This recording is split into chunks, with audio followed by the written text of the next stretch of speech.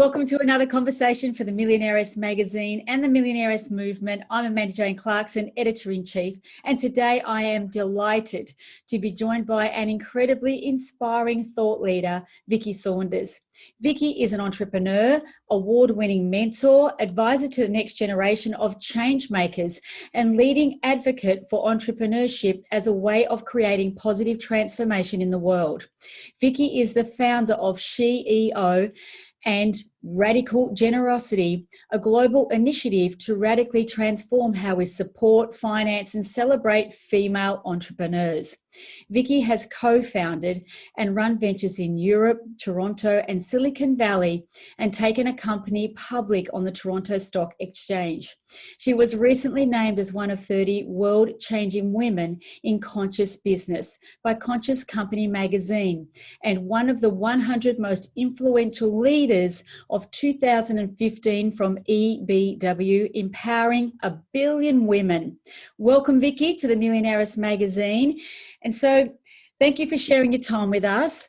Really keen to hear more about what you're up to. But share with us, Vicki, how did your journey of where you are today actually begin? Oh man, big question. I was born a long time ago. Yeah. So I think when I was getting started in life, I knew at a pretty young age that I wanted to have a big impact. And it was just something that I felt. And I remember looking around me and thinking, do I want to do that? No, not that either. And I just couldn't see something that looked like I wanted to spend my life doing. And at that time, nobody really talked about entrepreneurship. It wasn't really, now it's super cool. Oh, I'm going to start something in my own thing. But it was not then. It was like, go get a job, make this much money, retire. A different kind of mindset. And so that didn't sit with me. And so I sort of moved around a little bit and thought I maybe would become an academic and tried a bunch of things. And then everything changed for me when I was in Europe trying to decide what to do with my life in between my master's and PhD, and the wall fell down. And I was in Paris at the time and I went, oh my God, this is history in the making. I have to go see what's happening. And so I took a train over to Eastern Europe and I ended up staying for 5 years. Oh, wow. It was just this intoxicating, incredible environment where everybody was dreaming now that they were free. It was just so overwhelming. And so, one day there's a tank in your country and you're not free and you're doing a crappy job that you don't like. The next day the tank leaves and everybody goes and reinvents themselves. And so it was just this incredible environment, people in the square, celebrating freedom. I'd always been kind of obsessed with how can I be the most free, and I found myself there. And so I ended up becoming an entrepreneur in Prague. I started a business and then I got all my friends to start businesses and became a real catalyst for that. And, I was asked a question before I came back to Canada. Someone said to me, why are you doing all of this here instead of in your own country, being this real catalyst and evangelist for entrepreneurship? And it really stopped me because it got me to realize, like, what are the conditions that create the space for someone to realize their dreams? Like, what kind of environment allows for that? Because I grew up in a place where I was free, obviously in Canada, amazing country, but I didn't feel free. I had all these layers of expectations on me. Here's what you're supposed to do. There was like a path to being successful. And in Prague, I got to reinvent myself. If anything was possible, who would you be? And that's what I became. And so it led me down this path, which I've been on ever since, to design and create conditions for people to reach their potential, find their purpose, do what they want to do. And entrepreneurship is my vehicle. I've created tons and tons of ventures, but underneath all of it is this real focus around culture and conditions for people to thrive.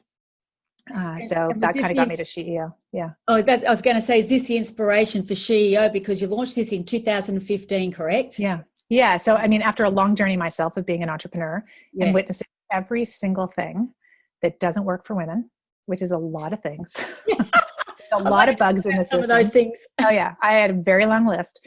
And so it wasn't just like how we treat female entrepreneurs and we want them to be more like they're not. Like, this is how you need to be successful. And there's like some path that someone decided of what it means to be a successful leader. And it doesn't look like a woman, right? Who designed those things. Yeah. And so I sort of struggled with that a lot throughout my career because I had a very different way of doing things. And I couldn't find validation for the way I was doing things, despite the successes that I've had. And I was constantly feeling like I was doing things wrong because of this constant feedback. And so I avoided doing anything female only forever and ever, because it's always diminished. Oh, it's a woman's thing, right? It gets sidebarred in the past, and certainly for my generation. And so that was something I needed to heal for myself. So SheEO is me healing my feminine side from avoiding it for so long. But also this is a moment in time which is so precious and such an opportunity for women, I think. So we have been living in a world not designed by us or for us. And 50% of the population makes all the rules, designs all the systems, and designs all of the innovations, quote unquote. And 51% of the population, women, get 2.2% of the capital. Most of their ideas are on the sidelines, undercapitalized, underfunded, undersupported, not recognized. And I think it is a total competitive advantage to be a woman right now in business. We have a huge opportunity in front of us, and the world needs us so desperately. And I saw tons of incredible ideas not getting funded. And we need to think differently. We need to look at things differently. We need to redefine business in almost every part of society. And so at SheEO, we are here as an organization to fund women who are working on what we call the world's to-do list, the most pressing global challenges of our times, as outlined in the UN SDGs. So all of our capital is going towards critical priorities, and then all of our resources and our expertise. And so we're here to kind of do the opposite of what I see with investment right now, which is arms crossed. I got a lot of money. I'm going to give it to you. Go get me a 10 times return. Like that kind of downward pressure power over to shift it around and go, you have an amazing idea. We're so excited about what you're doing. It needs to exist. It needs to scale. How can we help you? And so it's power with. And so we're using our influence and our expertise to help these great ideas get off the ground and fly. I just love what you're saying here, and healing, it starts off with you, but then there's a much bigger cause, a cause far greater than yourself. In fact, this is our first women-only venture as well. And I felt like yourself, I've been an entrepreneur since I left home at 16, but it's time for women to band together on a global stage and elevate each other instead of tearing each other down, which is a question I would love your thoughts on. Why do you believe, or do you believe that now is the time where women, instead of tearing each other down, that things are changing in the marketplace, women are feeling different about how we support each other? Are you feeling and seeing that change now more than ever, or do you still think we've got a little way to go with that, Vicki? Well, so first of all of that is conditioning. Yes, absolutely. By the structures in place to keep us apart. Yes. Because if women come together, everything will change. It's dangerous. Exactly. So there's a reason that happens, and why we've been like literally brainwashed into thinking we shouldn't be hanging out with women. And so that, to speak personally, that was something I really had to work on. I mean, I grew up in a family full of boys, and it was always hang out with the boys to be successful was the message.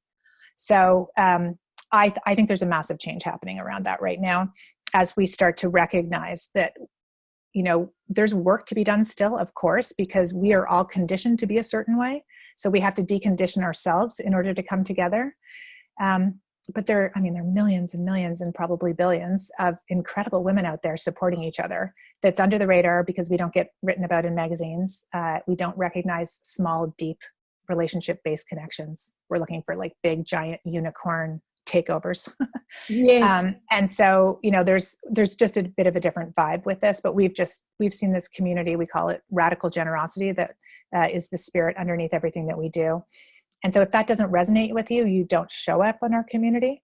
Only people that resonate with the concept of radical generosity show up. So, the first question you often get when you become an activator in our network, Amanda, people, the first thing they'll say is, how can I help you?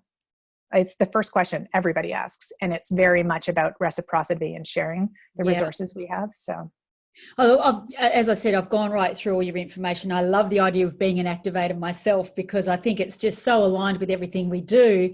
And it just feels so good to see another woman step into her own power, find that belief with the right mentors around her, and really go on. Because, like yourself, probably I've had a lot of challenges trying to figure things out myself. I'm in my 50s now, and so it wasn't always easy. and had to figure things out. So I just love what you're doing. So just to share with our viewers and people watching this video, because it's so empowering, would you like to just explain a little bit about what an activator role is? Because I think it is just a beautiful way to give, but actually see a result from the give. Yes. So we're currently operating in 5 countries, but you can be an activator from anywhere in the world. You just activate in one of the countries we're in. It's the equivalent of $1,100 in whatever currency that you're coming into. And so you make an $1,100 contribution. You go to our website, put in your credit card number, boom, you activate.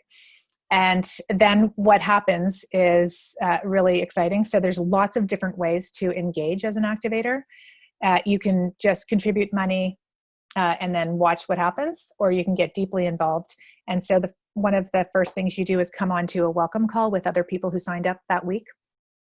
And you get invited in and you get to meet a bunch of women from around the world. And then we also have weekly activator calls in your country. So you can meet the other people from your country who have come into this community as well and get to know them. And there's lots of learning, mindset shifts. We learn about the ventures and how they're doing. And the really sort of magic sauce and fun part of our model is everybody who contributes $1,100 gets to vote on the ventures that get money. Yeah. And we provide 0% interest loans to ventures who are working on the world's to-do list. So once a year in your country, there's an application process. Ventures apply. It's very simple. It's only 10 questions. You read through these applications. You get a little, a folder of about 10 of them. You see a picture of them, what they're doing, read through it. No pitch decks, no jargon, no attachments, really simple. We have activators as young as 11. So mothers, daughters, and grandmothers. And so it's like a business education. It's so much fun, but it's like fun. It's not boring business education. So you read through his applications, get excited, and then you vote. I think she's amazing. Let's get her to the next level. And so everybody votes. It's completely democratic. We trust the intuition of hundreds of women to pick the ventures that we're excited about. And then they get 0% interest loans. And then we hear from them, every week or every month or every quarter, depending on what the flow is in your country. And you can be part of that. And so you're picking all kinds of cool companies. There's this woman who created Breathable food wrap. So all of our food wrap is toxic and plastic. And when you wrap a cucumber, for example, it goes brown and gets mushy pretty quickly. If you wrap an avocado, it goes brown right away. Yeah. With her wrapping, it stays green for a week. Wow. It's like putting the rind back on. So super cool inventions by women, some really heady scientific kinds of things, consumer-based products, courier packaging, which is home compostable instead of all this mess that goes into the recycling, which doesn't get recycled.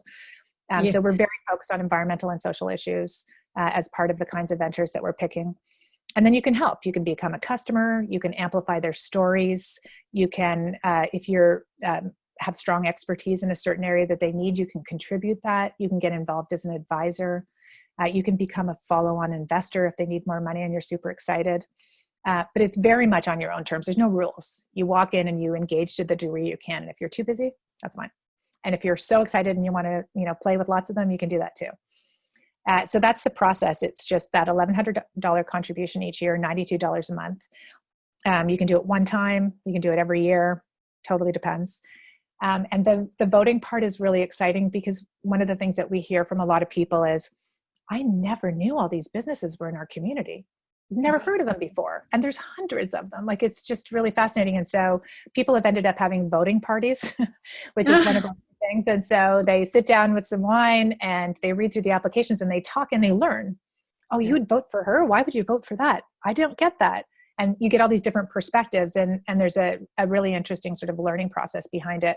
But mostly we all kind of fall in love with each other. Love is kind of at the heart of everything at SheEO. I was just going to say, imagine like not even context, but the friendships that come together from a voting process. Yeah, it's very special. And then, we witness the struggles and the challenges and how hard it is to run these businesses. And if you're in business, if you're not in business, you're like, what? I had no idea that happens. Like you kind of get behind the scenes on these things. And it feels, the ventures feel so overwhelmed that, for you as an entrepreneur and me, like just imagine walking into a place where there's thousands of women who want to help you. Right. And the first thing they do is, how can I help? It's like, it actually is hard to get at first, the abundance of it, because we're so in scarcity and isolation. Yes. and thinking we have to do it ourselves. And we do a lot of coaching around, getting into your zone of mastery and expertise. What are you great at? Stay there. And then look at this sea of people. We literally have everything you need here. So you have to get good at asking for help, which is a very core practice that we do every week at SheEO. And so we encourage people to ask for help. And we have an app and an online community where you can ask for help, and anyone from around the world can ding in and go and answer what you need. So it's a very vibrant community. I just love this whole concept, and it goes back to what Napoleon Hill teaches: help enough other people get what they want, and in turn you'll get what you want. It's that whole philosophy, kind of a little bit like the Millionairess movement, just coming together, giving amazing content with thought leaders like yourself and global entrepreneurs who just willingly want to share their wisdom and their journey. Because like yourself as an entrepreneur, I have no doubt you could sit here and go for hours and hours on the challenges of life and business. What have been some of your greatest challenges throughout this journey of SheEO compared to your background history? Every day there are so many challenges because we do a lot of things differently. And so, there are regulatory issues. Countries have all kinds of strange rules in terms of like how you're supposed to do things like this. Yes. There are, this concept, we're so trained to think we don't have enough. Yes. And that we're in scarcity. Like it's in all of our marketing. Only 3 days left, only 2 more products, 1 left, like we use it as a tool to fake ourselves out thinking there's not enough. And so the shift from scarcity to abundance is one of the biggest challenges. It's like encouraging people. Everybody has something to give. So you may have listeners who are listening to this and go, this sounds great. This is amazing. But what could I do to help? Like, what could I give? I've heard that over and over. And I'm like, everybody has something to give, right? Every single person has something to give. And we're not aware of some of the gifts that we each have, right? Even just retweeting something and sharing something that someone has, or sending a nice note to someone who's having a bad day. It's like worth its weight in gold. So I think the scarcity and abundance thing is a very big issue globally. Yeah. And so that I think has been one of the biggest challenges, is just that part. And then another piece I would say is, you probably are, this is your work, women and money. Right? So healing our money issues and believing we have enough. So walking into something like this. So for example, I got a text a couple months ago from this amazing Black woman entrepreneur who is so awesome. And she just sent me a note. She goes, I have been watching for 2 years and it's in the middle of COVID. My restaurant just closed. It's a nightmare. I don't know what I'm going to do. So I'm going to activate. And she said, this is the scariest thing ever. I literally have no money. I'm really struggling, but I know if I step in to get away from my scarcity, I can heal myself. And she walked in, and it's just been unbelievable what's happened with her in 3 months. She found an investor. She found someone who's helping her get her new product up. Like, she has a whole new business. She feels like she's in the middle of like all the resources that she's ever needed. And she goes, oh my God, what was I thinking? You're like stuck in this $92. I don't have that each month. And she walks in and boom, there's like this whole huge group of people to help. So that's a real barrier, right? You have to kind of trust and step into something before you think you're ready, when you're feeling like you don't quite have enough. Those are some of the barriers anyway. And that's the best time to jump in, isn't it? When you feel like you're limited, that's the time to jump in and just believe. If you get over yourself, I always say, if you take the focus off yourself, focus on another human being, your problems won't even seem like they're there. And all of a sudden, most of them just go away anyway. And so take that focus, take that shift. And yeah, it's a real thing around money. With people, especially with women. I think that, I've been brought up to believe that money was hard to get. Money doesn't grow on trees, Amanda. Yeah. And some people have a partner as a plan for their financial future. And I just love talking about it and shifting the people's thoughts and limiting beliefs and asking whether they're really true. It's just a question, isn't it? It's just a different question.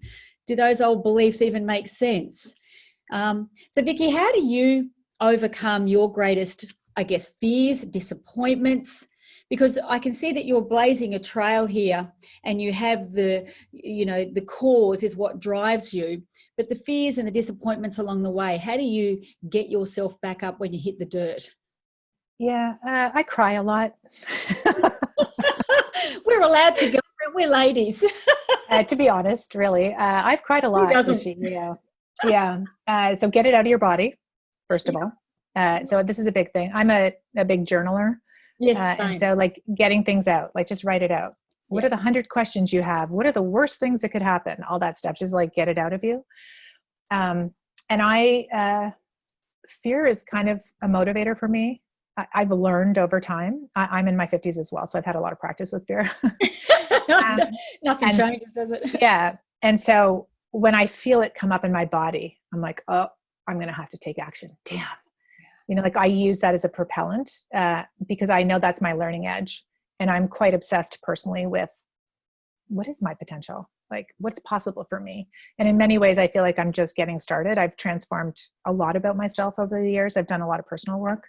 Yeah. And it's just it's an ongoing thing. But recently, as a leader of this global organization with Black Lives Matter happening, anti-indigeneity, the racism that's going on in the world, we have been very much leading in this space, and it's super uncomfortable as a white woman at the front of the parade, stepping into like, what if I disrespect? What if I say the wrong words? I look and represent the sort of like patriarchal white woman problem in North America, and that's not who I am inside, but that's what I represent. And so, how to show up in ways that's real, and I'm like uncomfortable saying these things so that others can go on the journey to transform themselves, because we will not create a better world unless we transform ourselves first. And so this idea came through me for whatever reason, and I'm like, okay, this is going to be painful, but here I go. So I feel very held in our community.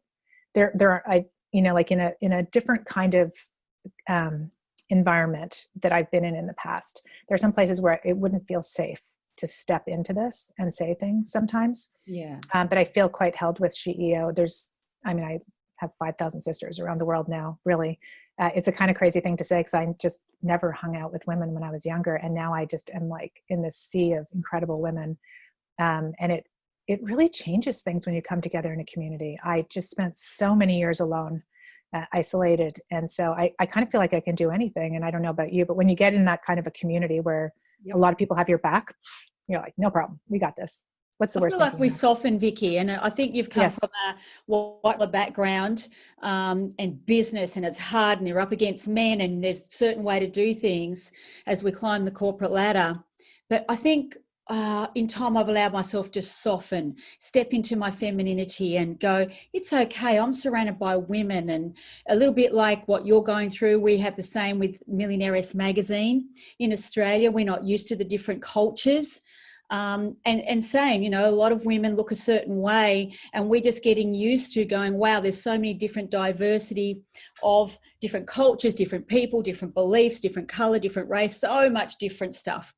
And like you, I'm sort of stepping into going, wow, where do we fit here? And experiencing things. And but I'm enjoying it. I think it's really great for women like us to go, you know what, we'll find our way. We've got support from other women. It's time. It's actually time. Do you feel for SheEO it's just time? Oh, perfect timing. Yeah. Most of the businesses that I've had have been a little bit too ahead of the curve. And now this timing's great. We've been in operation for 5 years, but it is the moment, right? Funding women, working on critical priorities of our times, SDGs, transforming systems, like, hello. It's like concentric circles all attached. Perfect Venn diagram. What was the defining moment, Vicky? I'm interested to know, the morning you woke up with the calling, and I know how that feels, because I tried to push mine away for nearly 3 years. I tried, I'm not doing this sort of stuff with women. I'm more come from an entrepreneurial background. I know what that feels like. What was the moment for you when you've gone, I know what this calling is, and I'm going to step from this pathway to this pathway? So, yeah, great question. So when I was in my early 30s, we merged with a company, a fund run by a bunch of bankers, all these white male bankers. And they were so excited about what we were doing. It was really different. We had the first sort of incubator and accelerator in Canada. And, with all these incredible young people with brilliant ideas spinning out a business a month. And, we had this incredible culture. So they came to us and said, we'd like to merge with you and take you public. And as we got into the negotiations and going through this, how negotiations work, every single thing I said, they said, that's intangible, doesn't fit on the balance sheet. Every special sauce moment of what we were doing. Wow. And it was my first, it was like, I'm like, then why are you here? This is the stuff that is a magic sauce, but it wasn't measurable. And when you're trying to negotiate for numbers, and it was an extremely frustrating process. I had a very hard time with it. And by the time we were done, they're basically like, we don't want you to be the CEO. We want him to be the CEO. Yeah, super painful. Yeah, it was a very painful process to go through in my 30s. Wow. And again, I was alone. I didn't have people surrounding me going, she's got this, and being able to translate for me. And I kind of caved, and we became co-CEOs. And then everyone on my team looked at me differently after that. And it was a leadership fail, I would say. And it took me a while to kind of get over it. It was very challenging. And so I say that because fast forward 20 years, yep. I was working, I've mentored over 1,000 entrepreneurs, a lot of women in business. Yep. And I was working with this amazing young woman, incredible business. And she was just flying. And I all of a sudden started to hear all of the same things that were said to me, being said to her by all the advisors around her. In the next round, we're probably going to take you out and put in someone who knows what they're doing, AKA not a woman. And I, everything about my whole body just was like, oh my God, this is how this happens. Goosebumps. Yeah, this is the game. Yep. This is why you don't see women running big startup things. This happens over and over. And it's a constant, and she started to believe it. And I just watched her, and it was like, that was me 20 years ago. This can't. And so I went home, I cried, talked to my husband, and I'm like, just not on my watch. I am not going to go start another 5 companies. I am going to go solve this and create an environment for these incredible women to run businesses the way they want to run them and support them on their own terms. So it was that moment so I feel like every single day I'm healing myself from, the pain that I went through. And so I'm very close to our entrepreneurs because I am them. We're all the same. We've been going through the same thing. And most of the time, the greatest thing I can do is go, you've got this. Yep. You can do this. Just that little bit of belief from somebody like yourself. I'm a mentor as well. It just makes that incredible difference, because I've been pulled down, laughed at, ridiculed, told I was ridiculous. All the things that we go through growing up from old antiquated beliefs and systems. And, I'm grateful that you decided to step off that highway over to this highway, because what an incredible impact. And the women that are super, super grateful, and no doubt lift you up every time you feel like you fall down. I know you're surrounded. So, Vicky, moving from here, women watching this going, wow, I would just so love to have the courage to step into my greatness, to start my own business, because who doesn't want to have their own business and their own freedom if you're that way inclined? But there's so many fears. What is your best piece of advice that you could give to a woman watching this interview who's just really love to do that? Yeah. So, I really think the number one thing is to get into a community where people can encourage you. I think it's super hard to do this stuff on your own because you have all these voices in your head, oh, I'm not good. And everyone underestimates their capacity. And I think this is why we're social beings, right? We're meant to have someone beside us going, you're amazing, Amanda. You can do anything. Come on. Why don't you go bolder? Make it bigger. I'll introduce you to my friend. She's got this thing. She can be your first customer. And all of a sudden, when you're in these kinds of communities, it's so much easier. And so please don't sit at home and overthink it. Find a community that works for you and jump right in. And what would you say about mentors? Have they been an important role along your pathway, Vicky, to where you are today? Yeah, I think there have been lots of people along the way. I don't think I've had sort of like one person I had an uncle when I was growing up who had a very unique sort of perspective, and I asked him lots of crazy questions. And so that helped me to realize there were lots of ways to do things, not just one way. And I've kind of flown, I don't know about you, but I've kind of was in and out with different people. Like I'd have someone who helped me with a little bit and then I'd be ready for something else. And it's, there's a lot of phrases in Buddhism around the teacher shows up when you're ready for them. Yeah. So pay attention to who's around you and they will be there. For me, it's been just a flowing through different people and different energies when I needed them. But I wouldn't overestimate the need for this. I get quite a few emails from people going, I need a mentor. And I'm like, maybe you need an advisor for the thing you're working on right now. But like a mentor is like getting married, it's someone who cares about you and everything about you. You can't just go, can you be my mentor to someone you don't know from my perspective. Exactly. It's a deeper thing. So if you see someone that you admire and you're excited by, maybe saying, could I have a 5-minute call with you? Now everyone's at home with Zoom. Yeah. And so it's beautiful, isn't it? Yeah. So it's easier to reach people now, right? So could I have a 5-minute call and try that? And then if there's a spark, then maybe you can go deeper on that, but try things out. And so I think it's baby steps away on the way to finding things. And I also just, someone said this beautiful thing to me many years ago, and I say it often to entrepreneurs, but you can't see in somebody else what you don't already have in yourself. Exactly. Beautiful. And so when people say to you, you're so inspiring, I'm like, that's you. Yeah. You couldn't see it unless it was inside you. Exactly. And so that's a really interesting thing to pay attention to. What you notice in others is very much about who you are. Yeah. Yeah, we're a mirror. This is such a wonderful conversation, and I've no doubt our viewers are getting so much gold from this. You've written a book, Think Like a CEO. Now, I'm not from a corporate background, and I know millions of other women are not. Not that you have to be, because I'm a CEO in my own life and business, but what does it mean to think like a CEO? Can you share a little bit insight there? Sure. Yeah. And so the book is Think Like a SheEO, not a CEO.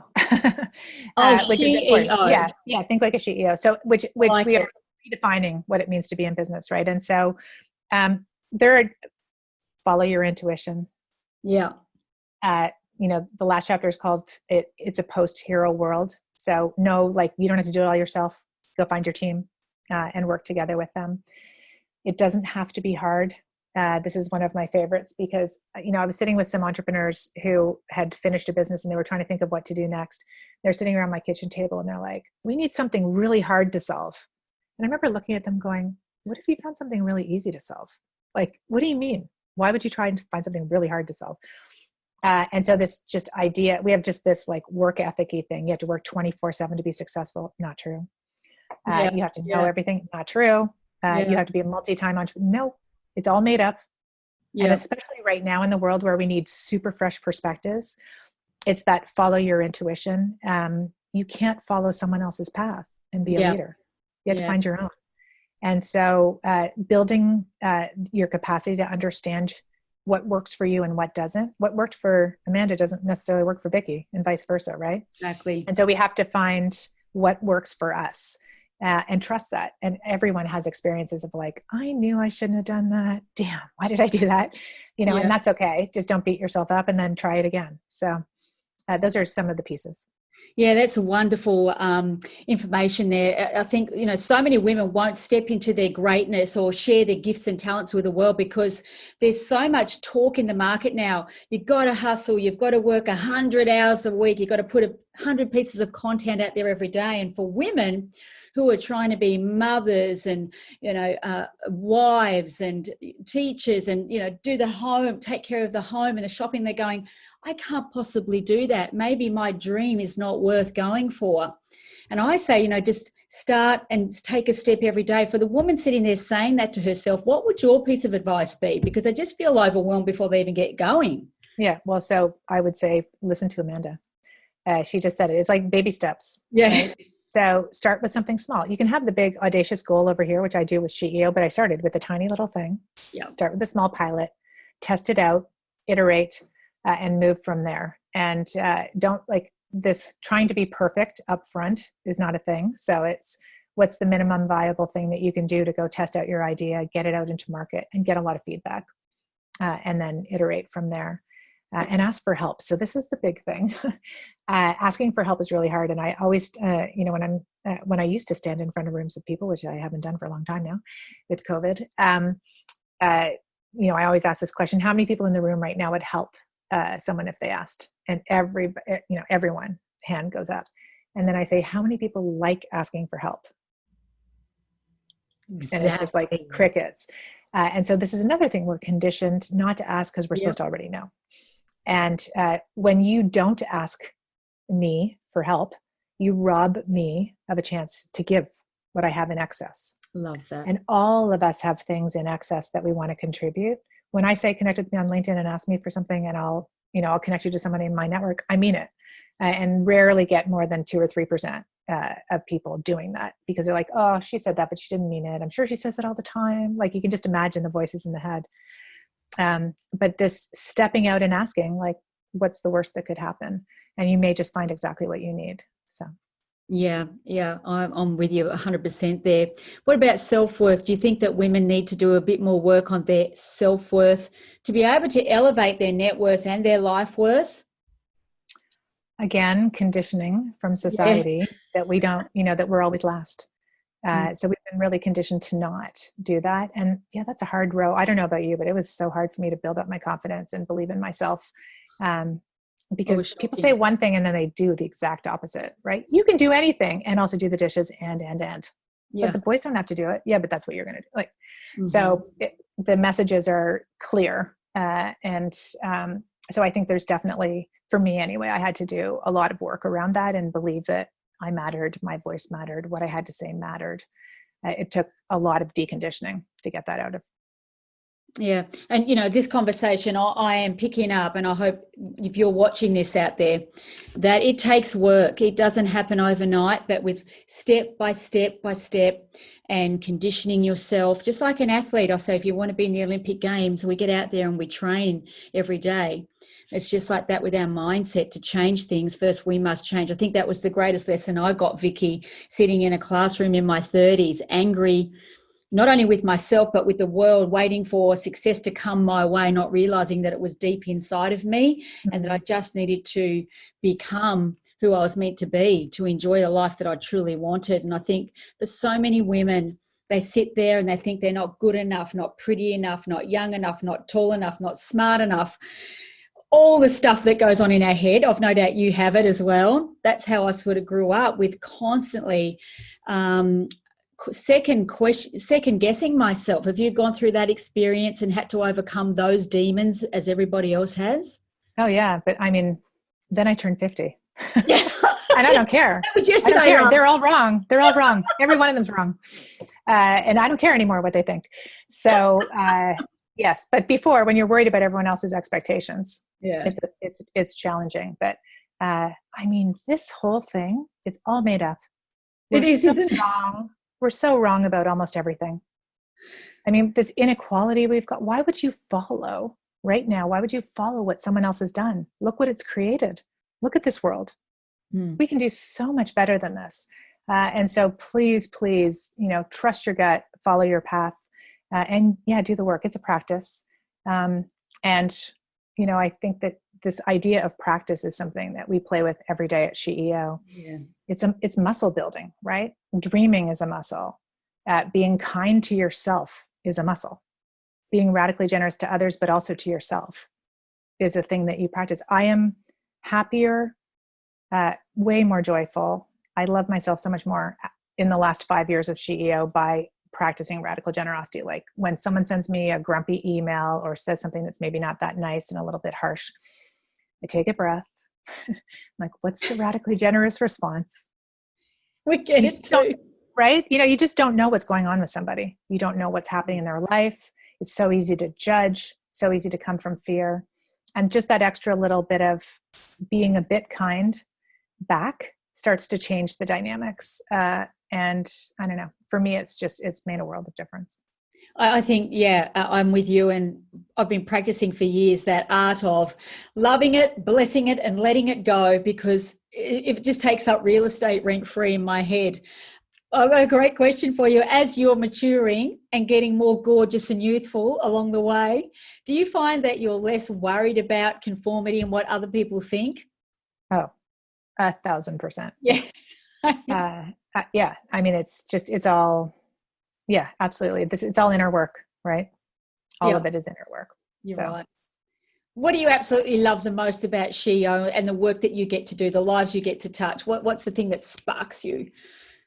Yeah. So I am so honored to work and be surrounded every day by people who step into their discomfort to try and go solve something that's meaningful for them, that has an impact beyond them. That to me is just so special for people who, that entrepreneurial spirit of like, I've got a dream inside of me. I'm so nervous. Could it come out? Does it matter? Will anyone want it? And they step into that. I'm there every day for that because I think it just takes a lot of courage and bravery to be a leader and to step out of, I'll just keep myself small. But if that's inside and you step out of that, I'm there every day for all of those people who do that. It's incredibly inspiring. You must just want to reach out and give them all a big bear hug every day. I do. I text them all day long. Whenever someone comes into my mind, I'm like, thinking of you, hope you're doing well, cheering you on. Yeah. That's all it takes is that one little word, Vicki, of encouragement. I know how many times I've wanted to quit. I felt like a failure, never good enough. And that one word of encouragement can just stop you in your tracks of throwing in the towel or keep, getting up, pulling your big girl pants on and keep going, doesn't it? Yeah, absolutely. Such an incredible difference. I've got a great question for you now, Vicki. What would you love to be known and remembered for? Well, I would love to be remembered for a minimum $1 billion perpetual fund that is left on the planet as a legacy to keep funding mothers, daughters, grandmothers, our nieces and younger ones all the way through. This community of radically generous women around the world supporting each other, that to me is a big gift. Yeah, well, you're living your legacy right now. It's just absolutely beautiful. And I just love what you're up to there. And I think I'm going to be an activator. I just love the idea of paying it forward, a little bit like what we're doing, the butterfly effect for our younger generation and generations to come. And it's really beautifully aligned, your message, our message. I think it's just incredibly, it's going to change millions of lives. I have zero doubt in my mind. Yep. Yeah, I wouldn't be doing this in my 50s otherwise, I can assure you. It's really meaningful and we need this now, right? We need to be here in support of each other and sharing everything we've got. Do you have any parting words of encouragement or advice for the women watching this incredibly empowering interview? Yeah, one of my favorite lines, which I've been saying a lot these days, that I learned from our Indigenous sisters in Canada is, "You're doing great." They do this I'll get this note. Key message, "You're doing great." And they say it to each other all the time. And I really love it because it's like this mantra that's like, you got this. But that's a little different. You've got this. You're doing great. It's hard to be human. And there's a lot of things going on and a lot of stuff comes at us, especially during this time with COVID. It's incredibly challenging. And climate change and the fires in Australia, being, taking a step every day and being out there and looking after your family, looking after yourself, you're doing great. Yeah, beautiful words of advice there. It's been a challenging 2020, but there's always the opposite side with every seed of adversity, an equal seed of opportunity. And it's just about which side what you're focusing on. And every day I work to focus on what I want to achieve, not what I don't have. And again, that's practice, isn't it? It is a practice. Absolutely. That's a really good one. Gratitude. Yeah. Vicki, it's just been it's been a blessing having this conversation. I'm so glad we got to connect. And I hope this is not the last time we see each other. The beginning, I'll see you on an activator call. It would be great. Yeah, I love what you're doing. I want to get behind it. And thank you for being part of the Millionairess magazine and the Millionairess movement. The work that you do is so integral. And I know that our people will absolutely love hearing what you're doing and hopefully getting behind what you're doing as well. So thank you so much. Thank you. Thanks for the interview. You're so welcome. And I'll see you on the inside. You have a fabulous afternoon. And thank you for our time.